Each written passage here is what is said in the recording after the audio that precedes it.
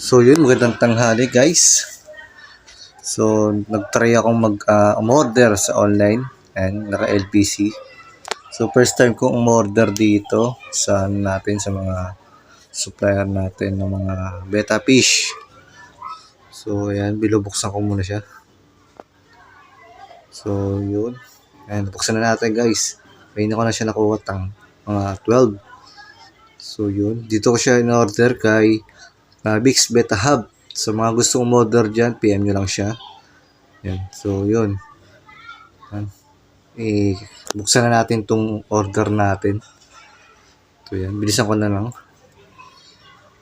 Ayan. Maglalagay na ako ng tubig para ma-acclimate na yung ating mga isda.